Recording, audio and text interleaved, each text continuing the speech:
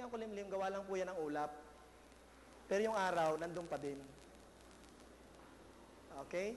So, kahit na makulimlim po, isipin ninyo, may araw pa din doon sa kabila ng ulap na yon. At ngayon po ay huling linggo ng buwan ng Oktubre. At salamat sa Panginoon po. At yun po ay sa halos pakay tungkol po sa paksang Let Brotherly Love Continue or pag-ibig sa kapatid. At sana nga po patuloy tayong pinalalago ng Diyos sa ating pong pag-ibig sa ating kapatid. Ano ho? We hope and pray na tayo po ay nakakapag-apply nito. At kahit paunti-unti, siguro isipin natin kung babalik-aralan natin yung ating mga pinaksa, ang dami. Pero we can start one step at a time. Hindi man po natin kayang biglain lahat na i-apply. Talaga naman hindi natin kakayaning bigla na lahatin, na i-apply ang salita ng Diyos. Pero maganda po na nagsisimula tayo pautay-utay. Sabi nga sa Batangas, pautik-utik. Ano ho? Yung pautik-utik, nadami din yan. Sabi nga po, yun daw 1 kilo, minsan, hindi natin mapansin yung halaga ng 1 gramo. Yung 1 gramo, pero pag tayo nabili ng isda o anumang kinikilo, ay minsan po, Brad, ikaw na, pausap na. Ay minsan po ay hindi natin aware na mahalaga yung bawat gramo. Lalo na po, pag matanda, hindi kami minsan na magtitinda o mamamalike.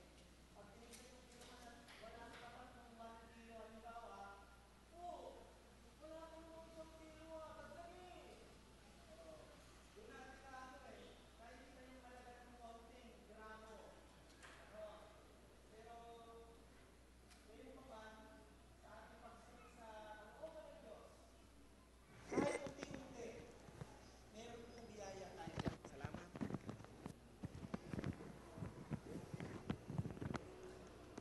Okay, 1, 2. Ba? Lalo yata na wala. Okay, 1, 2, 3. Oh, paano ba ito? Yan. Okay. Sensya na po at talagang high-tech na tayo, high-tech. Dati sigaw-sigaw, ngayon may ganito. Okay. So ngayon po ating isusundo yung ating hindi natapos na paksa. Tayo po ay nandito sa pagpapanatili ng pag-ibig sa kapatid. At noong pong nakaraang linggo, nandun na ho tayo sa mga huling 3 slides. Pakiabante na yan, kapatid. Sino ang ating operator dyan? Yung slides natin, pausap na. Pa-move natin. Sige pa, diretso pa. Sa pahuli na po. Sa pahuli. Sige pa po. Yan. Sige pa, diretso. Yang ano na yan, review lang po yan. Okay, hanggang dyan lang muna po. Hanggang dyan lang muna po. So, halos dito po tayo natapos last week.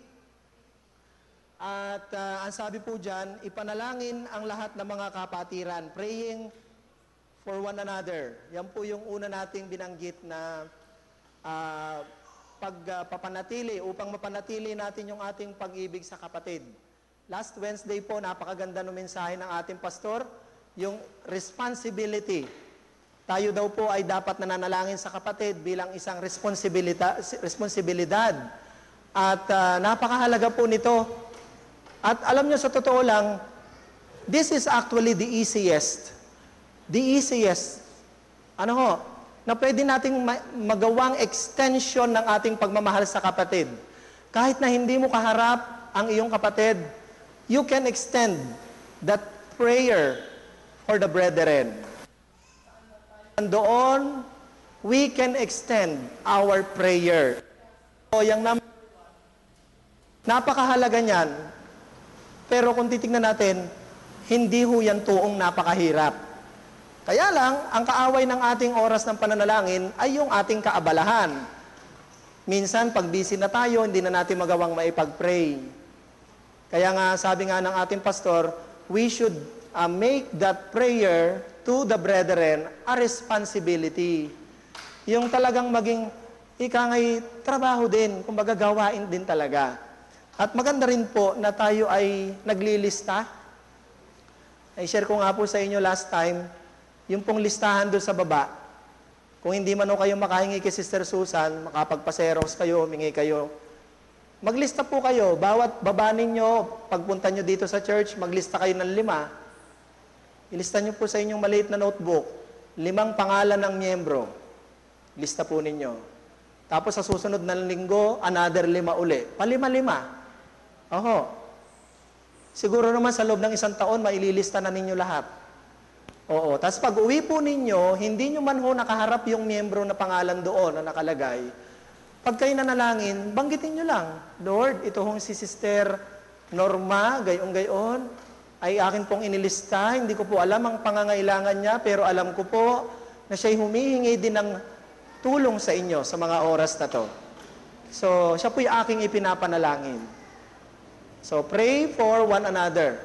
Lalo na po, kung meron tayong nabalitaan na kapatid na may karamdaman, may pangangailangan, nabiktima ng sakuna o aksidente, nabalitaan natin yan, narinig natin sa anunsyo dito, ilista na ho natin yon. Huwag natin pagtiwalaan ng ating isip dahil tayo po may sakit na limot. Lahat tayo nakakalimot. Minsan tayo nakakalimot sa utang, nakakalimot tayo sa mga pautang, nakakalimot tayo sa ating mga napag-aralan. So, buti na lang, di natin nakakalimutang huminga. Yan. Huwag na huwag natin kalimutan yan. Okay? So, panalangin po, mahalaga yan. Praying for one another. Sabi nga po sa Bible, praying with all supplication to all the saints. Yun po yung sabi doon sa And then, pangalawa po, yung binigyan natin ng pansin, yung pagsikapang mamuhay ayon sa kalooban ng Panginoon. Hindi po mahirap na i-apply yung tinatawag na pag-ibig sa kapatid kung ang ating buhay sa Panginoon ay maayos. Sabi nga po, pag ang isang kapatid ay mayroong problema sila personally ng Diyos, affected po yung ating pakikipagrelasyon din sa tao. Danas ko po yan kasi may mga pagkakataon na kapag hindi po ako ayos sa Panginoon, yung aming relasyong mag-asawa, minsan may mga parang andaling magtampo. Yan. Andaling magalit. No? Sa ating trabaho, minsan nagiging masungit tayo. Bakit kaya ganoon? Ano kayang problema? Hindi tayo makapagdesisyon ng malinaw. Yung pag tayo ay nasa tight situation, parang, anong gagawin ko dito? Parang wala tayong right discernment or judgment on what to do. Why? Kasi baka may problema tayo sa ating ugnayan sa Diyos. Kumusta ba yung ating fellowship ng Panginoon? Kumusta ba yung ating pakikipag-usap sa Kanya, pag-aaral ng Kanyang salita personally? Nababasa ba natin? Nandun yung gabay niya eh. Nandun po yung instruction niya sa atin everyday. Kaya nga sabi ng Panginoon, wag nang humiwalay sa inyong bibig ang Kanyang kautusan, kundi inyong pagbubulayan araw at gabi. Ang salita ng Panginoon ay mapapakinabangan sa ikatututo, sa ikasasansala, upang tayo na mga anak ng Diyos ay magkaroon ng tamang gabay sa buhay. So yung paglakad sa kalooban ng Diyos ay nakakatulong upang manatili yung ating pag-ibig sa kapatid. Ano po? So yan po yung ating sikapin sa biyaya ng Panginoon. Lagi nating ipa-check up sa Panginoon ang ating mga sarili. Huwag nating i-assume na tayo magagaling na. Mas magandang tuwing tayo ay nananalangin, Lord, please check my heart. Katulad na sinabi ni David, examine my heart, know my heart. If there are any iniquity or evil thing in my heart, Lord, please forgive me. Maganda po yun. Sincerely, ipasiyasat natin ang ating buhay. Ano po? Sa Panginoon. And through that, kapag ang relasyon natin sa Diyos ay maganda, hindi malayong mangyari na nagiging maganda din ang relasyon natin sa tao. Sinabi sa Kawikaan, Kapag ang ating ugnayan sa Diyos ay nagiging maganda, maging yung relasyon natin sa kaaway natin nagiging maganda din. Yung po ang sabi sa banal na kasulatan, it really affects our relationship to our neighbor, especially to our brethren. So let's always be right with God by His grace. Hindi naman natin kaya maging spiritual lagi. At least, yun yung ating sikapin. Kaya tuwing dudulog tayo sa Panginoon, Lord, forgive me, cleanse me, search me, para tayo ay maging maayos. Number 2, magpatawad po. Forgiving one another.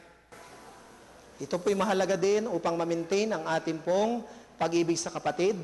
And then yung last point, last time, na binigyan natin ng pansin, forbearing one another. Mangagdalahan kayo ng pasanin sa isa't isa. Okay? Mangagdalahan tayo ng pasanin ng isa't isa. Okay? Mangagtiisan. Yun ang pinuntos natin. Mangagtiisan tayo. Talagang meron tayong tinitiis sa buhay. At bilang magkakapatid, minsan kailangan natin tiisin ang isa't isa para tayo magtagalan sa isa't isa. Oho. Dahil pareho na mga ugali, preferences. Hindi tayo lahat pare-pareho. No two persons are alike. Kahit na magkamukha yan, magkaiba pa rin ang gusto yan. Yung gusto ng isa asul, yung isa green. Oo. Pero kahit ganun ang usapan, mga kapatid, huwag maging dahilan yun para kayo mag-away. Kung ayaw niya ng regular na lome, okay lang. Kung ikaw naman laging regular, okay lang. Wala tayong mag-awayan dyan. Oo. So, magtiisan ho tayo. May mga tiisin talaga tayo. So, hindi na tayo makalaot doon. Pasok na ho tayo sa point number 5 kasi hindi natin natapos po ito. And hoping that we could finish this today.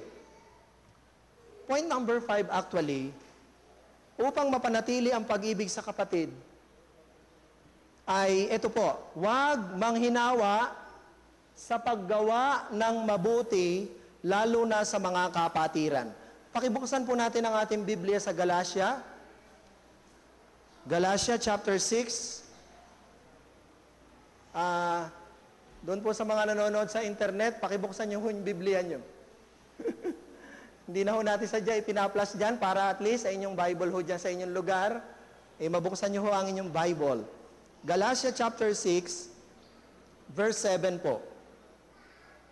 Ang sabi po dito, huwag kayong padaya, ang Diyos ay hindi napabibiro, sapagkat ang lahat na ihasik ng tao ay siya namang aanihin niya.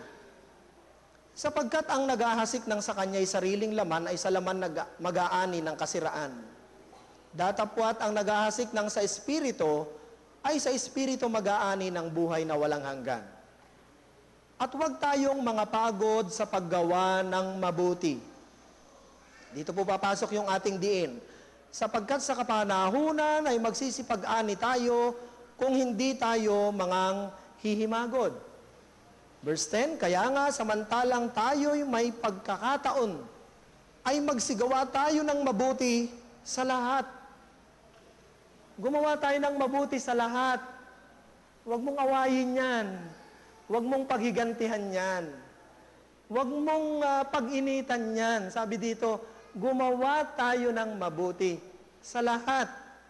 At lalong-lalo na, pansinin niyo po yung salita dito, lalong-lalo na, especially